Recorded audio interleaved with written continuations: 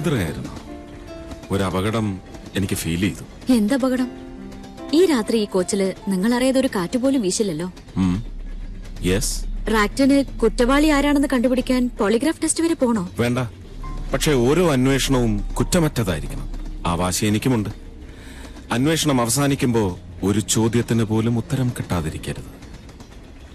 നാദിയ ആ രാത്രി 113 മിനിറ്റ് ഫോണിൽ സംസാരിച്ചു. പക്ഷെ അത് ആദിലക്ഷ്മി ടീച്ചറോടല്ല, നാദിറയോടാണ്. അപ്പോ ട്രെയിൻ 2.5 മണിക്കൂർ ലേറ്റ് ആണെന്ന കാര്യം നാദിയ നാദിറയോട് പറഞ്ഞിരുന്നു. അതുപോലെ അന്ന് വെളുപ്പിന് 3:30 ഒരു കാർ മുദ്രാപീഠത്തിൽ നിന്ന് പുറത്തേക്ക് പോയിരുന്നു. നിശ്ചയത്തിന്റെ തിരക്കിൽ ആരും കാണാതെ ഇരുട്ടിന്റെ മറവിൽ ഒരു കാർ, ബ്രൈറ്റ് റെഡ് ആൾട്ടോ. ആ കാർ ഓടിച്ചിരുന്നത് നാദിറ. ഇല്ല, ഞാൻ എങ്ങോട്ടും പോയിട്ടില്ല. ആര് പറഞ്ഞു ഈ കള്ളം? ലക്ഷ്മൺ, കേൾക്കണോ?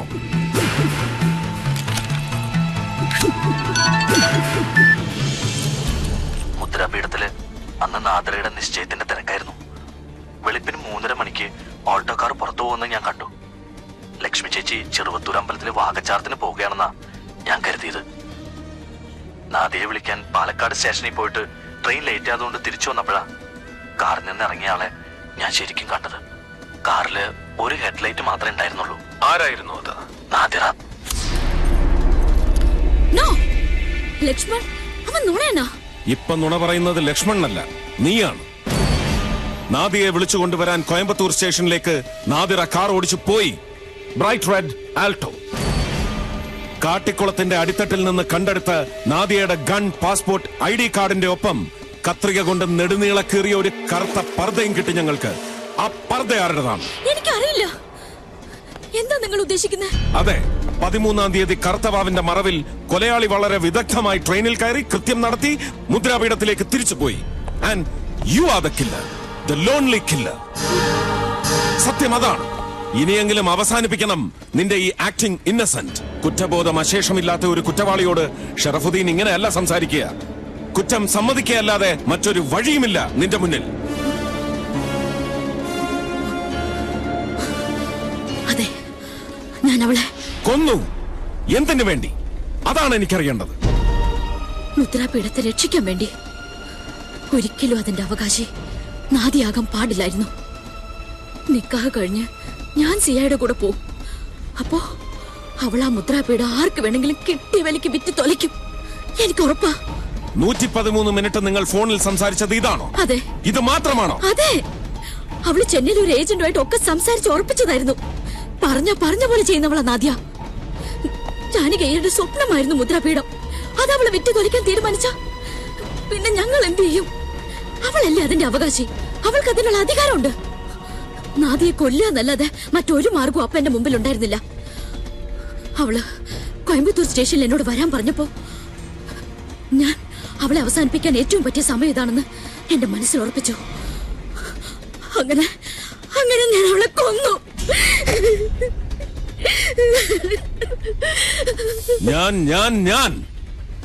ഞാൻ എന്ന രണ്ടക്ഷരത്തിനുള്ളിൽ മറഞ്ഞിരിക്കുന്ന കൊലയാളി നാദിറയല്ല, നാദിയ. ഒരിക്കലും ഉന്നം തെറ്റാത്ത ഷാർപ്പ് ഷൂട്ടർ നാദിയ മേത്തർ. കുത്തേറ്റ് കോമയിൽ കിടക്കുന്നത് dancer Nadira. You are still under A mask. ഇരട്ട ക്രിമിനലുകളായ ഖ്രേ ബ്രദേഴ്സിന്റെ ജീവചരിത്രം മനഃപ്പാഠമാക്കിയ പെൺകുട്ടി. സഹോദരിയുടെ വിവാഹ നിശ്ചയത്തിൽ പങ്കെടുക്കാൻ സൗപർണിക എക്സ്പ്രസിന്റെ ഇനോഗ്രൽ ട്രിപ്പിൽ ചെന്നൈയിൽ നിന്ന് പാലക്കാട്ടേക്ക് യാത്ര ചെയ്തവളും അവൾ തന്നെ. ഞാൻ എന്ന വാക്കിന് അപ്പോ അർത്ഥം നാദിറ എന്നല്ല, നാദിയ. യെസ്. അന്ന് സൗപർണിക എക്സ്പ്രസിൽ സംഭവിച്ചത് സൈലന്റ് ഇംപേഴ്സണേഷൻ. അല്ലെന്ന് വാദിക്കാം. പക്ഷെ എന്റെ മുന്നിൽ നിൽക്കുന്നത് നാദിറയല്ലെന്ന് നാദിയ തന്നെ തെളിയിച്ചു കഴിഞ്ഞു.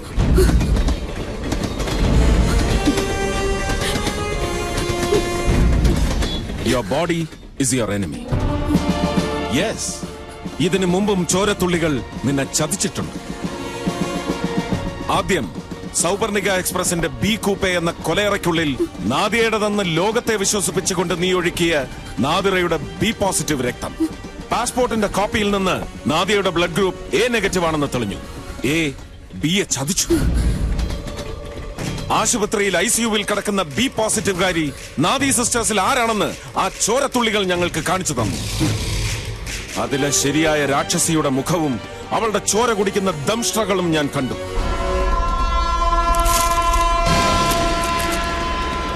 ഷൂട്ടർ നാദിയെ ഡാൻസർ നാദിറയിൽ നിന്ന് വേർതിരിച്ചറിയുന്ന മറ്റൊരു mark 18.8 nickel chromium dental band. ഈ കേസിന്റെ അന്വേഷണത്തിൽ എനിക്ക് കിട്ടിയ ആദ്യത്തെ ടിപ്പും ഇതായിരുന്നു. പെർഫെക്റ്റ് മർഡർ ആക്കാൻ നാദിറയുടെ ഡെന്റൽ ക്ലിപ്പ് വലിച്ചു പറിച്ചെടുത്ത് ഒരു ഡെന്റൽ സർജറി നടത്തി നീ. പക്ഷെ കൃത്യം നടത്തി ഇറങ്ങിപ്പോയപ്പോ നീ അറിയാതെ ഈശ്വരന് ഇത് ഒളിപ്പിച്ചു വെച്ചു ഞങ്ങൾക്ക് വേണ്ടി. അങ്ങനെയാണ് ക്രൈം സ്പോട്ടിൽ നിന്ന് മയിൽ വാഹനത്തിന് ഇത് പിക്ക് ചെയ്യാൻ സാധിച്ചത്. മുദ്രാപീഠത്തിലെത്തിയ ഉടനെ നാദിറയുടെ കൈവശമുണ്ടായിരുന്ന സ്പെയർ ഡെന്റൽ ബാൻഡ് എടുത്തണിഞ്ഞ് നാദിറയുടെ നിഷ്കളങ്കമായ മുഖഭാവത്തിന് പിന്നിൽ നാദിയ വളരെ സേഫായി ഒളിച്ചു. നാദിറയുടെ വിവാഹ വസ്ത്രങ്ങൾ എടുത്തണിഞ്ഞ് കല്യാണപ്പെണ്ണ് ചമഞ്ഞ് നിശ്ചയപന്തലിലേക്ക് നാദിയ ഇറങ്ങി. കൃത്യം നടത്തിയത് പുരുഷനാണെന്ന് ധരിപ്പിക്കാൻ നാദിറയുടെ ചുണ്ടുകൾ വരെ നീ കടിച്ചു പൊട്ടിച്ചു. അന്ന് നിന്റെ വീട്ടിൽ ഞാൻ വന്നത് മുദ്രാപീഠത്തിന്റെ ആസ്തി അളക്കാനാണെന്ന് നീ കരുതി. അല്ല, കമ്പിയിട്ട് പൂട്ടിയ നിന്റെ ചോരപ്പല്ലിന്റെ അളവെടുക്കാൻ എടുത്തു, നീ പോലും അറിയാതെ. ആ രാത്രി നിന്റെ കഴുത്തിന് കയറി പിടിച്ചത് സുദർശനായിരുന്നു.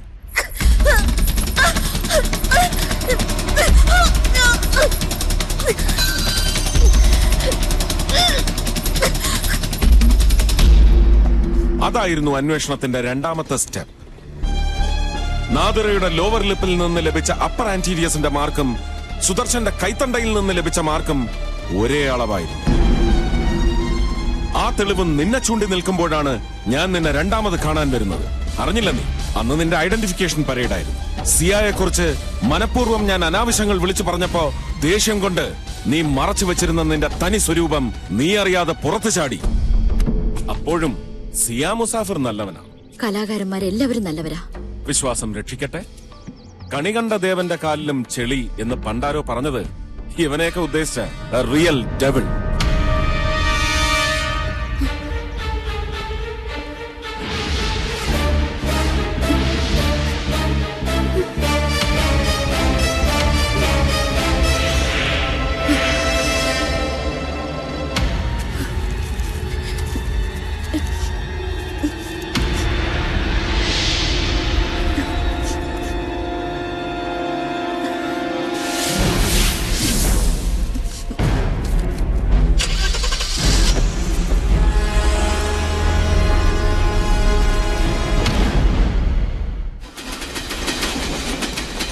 ഒരാൾ മറ്റൊരാളെ ഏത് തരത്തിൽ അനുകരിച്ചാലും ആ അഭിനയത്തിൽ തെറ്റുപറ്റും.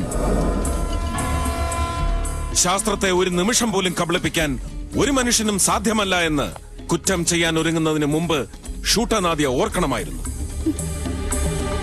നിന്റെ ഈ മൗനം ഉണ്ടല്ലോ, silence, I take it for your confession. പ്രതി പൂർണ്ണ സമ്മതത്തോടെ ഒരു സമ്മർദ്ദത്തിനും വഴങ്ങാതെ താൻ ചെയ്ത കുറ്റകൃത്യത്തിന്റെ 4 സ്റ്റേജുകളും ഏറ്റുപറയണമെന്നാണ് നിയമം. കീഴടങ്ങിയ സ്ഥിതിക്ക് പറയണം ആദ്യം മോട്ടീവ്, കുറ്റം ചെയ്യാനുള്ള പ്രേരണ. അവൻ സിയ മുസാഫിർ ഒരു പവർ ഗിറ്റാർ കൊണ്ട് ലോകത്തെ വിസ്മയിപ്പിച്ച സലീഷ്യൻ മ്യൂസിഷ്യൻ. നാദിറയേക്കാൾ 100 ഇരട്ടി ഞാൻ അവനെ മോഹിച്ചു. ആരും എന്നെ മനസ്സിലാക്കിയില്ല. എന്റെ ആഗ്രഹം ഞാൻ അയ്യരമ്മയോട് പറഞ്ഞപ്പോ അവരെന്നെ വഴക്ക് പറഞ്ഞു. ഒക്കെ ഞാൻ സഹിച്ചു എന്റെ സിയായിക്ക് വേണ്ടി. പക്ഷേ തനിക്ക് കിട്ടിയ സൗഭാഗ്യത്തെ പറ്റി പറഞ്ഞ് നാദിറ എന്നെ കളിയാക്കിയപ്പോ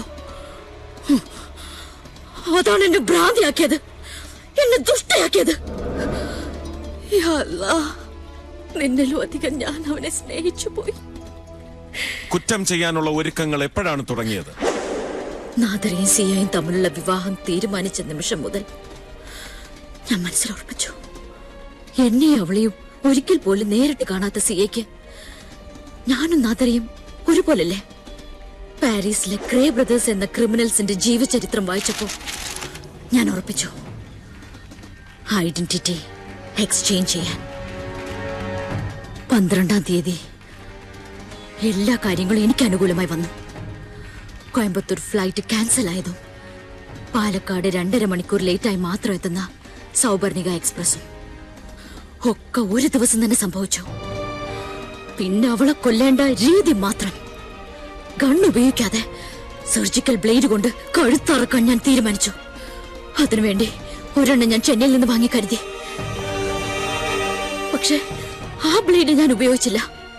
സി കുപ്പയിലെ ഡോക്ടേഴ്സിന്റെ കയ്യിൽ നിന്ന് രാജമ്മ ബ്ലേഡ് വാങ്ങി വരുന്നത് ഞാൻ കണ്ടു. എല്ലാവരും ഉറങ്ങിയപ്പോ ഞാനതെടുത്ത് ഒളിപ്പിച്ചു വെച്ചു. അന്വേഷണം വരുമ്പോ ആ ബ്ലേഡിന്റെ ഉടമ ഞാനാവാതിരിക്കാൻ ഫോണിൽ നാദിരയോട് കോയമ്പത്തൂർ സ്റ്റേഷനിൽ വരാൻ ഞാൻ പറഞ്ഞു.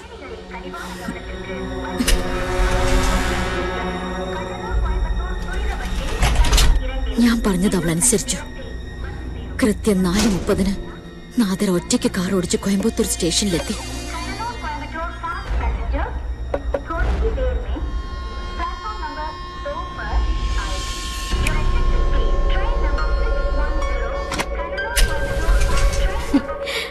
എന്തേ വാ നമുക്ക് പോവാ. നിക്കേ, നീ ഇങ്ങോട്ട് വന്നത് ആരെങ്കിലും കണ്ടോ?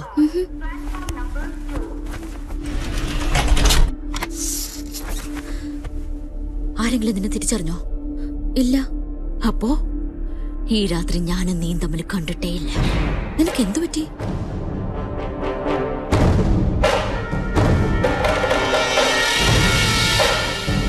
എന്നെ കൊണ്ടുപോകാൻ നീ കോയമ്പത്തൂരിൽ വന്നിട്ടില്ല. ഇപ്പൊ നീ മുദ്രാപീഠത്തിലാ. സിയെ കിനാവ് കണ്ട് ഉറങ്ങുക അല്ലേ?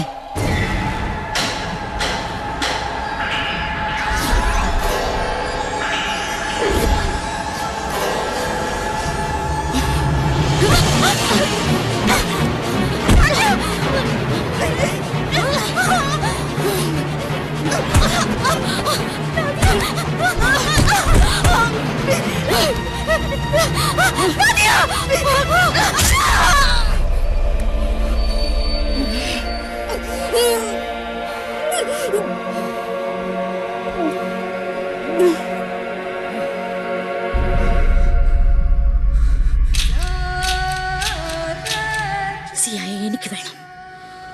അവൻ എന്റെയാ, വിട്ടുതരില്ല ഞാൻ. നീയല്ല, നാദിയാണ് മരിച്ചത്. നാദിറ ഈ ഭൂമിയിൽ ജീവിക്കും സിയായുടെ കൂടെ. ഇനി മുതൽ ഞാനാണ് നാദിറ. അല്ല, നാദിറ സിയ മുസാഫിർ.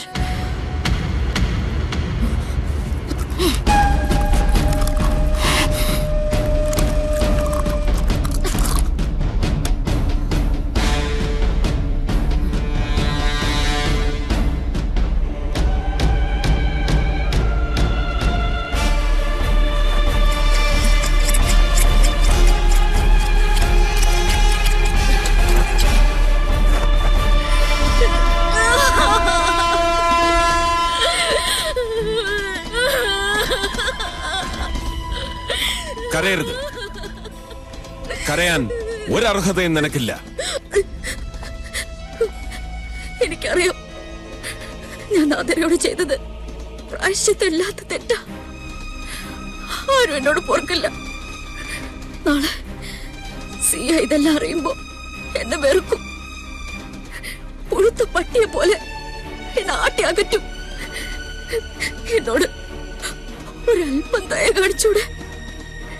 ഇതൊന്നും സിയയോട് പറയാതിരുന്നൂടെ? ഇനി നിന്നോട് ദയ കാണിക്കേണ്ടത് ഞാനല്ല, ബഹുമാനപ്പെട്ട നീതിപീഠമാണ്. വേണ്ട, എനിക്ക് എന്നോട് തന്നെ ദയ കാണിക്കാൻ ആരുടെ അനുവാദം വേണ്ട. ഞാൻ എന്നോട് ദയ കാണിച്ചോളാം.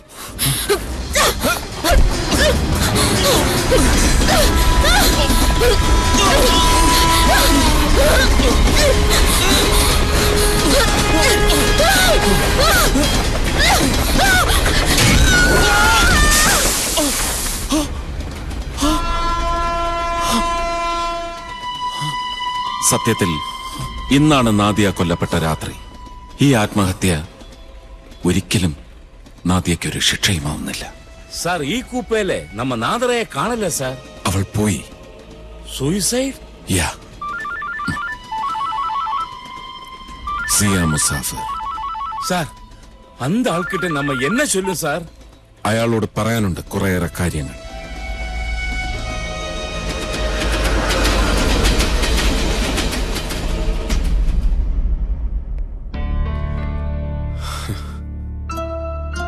I can't believe this. ആ കുട്ടിക്ക് എങ്ങനെ മനസ്സ് വന്നു? U forget about Nadia. ഇനി നീ ഓർക്കേണ്ടത് നാദറയെ കുറിച്ച് മാത്രം. ഇന്ന് അവളെ ഡിസ്ചാർജ് ചെയ്യും.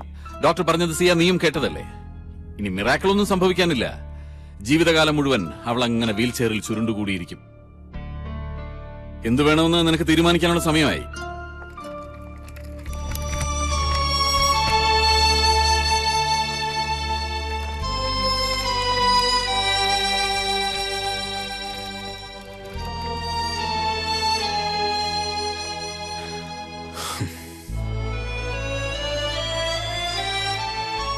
വേണോ എനിക്കുള്ള എന്നും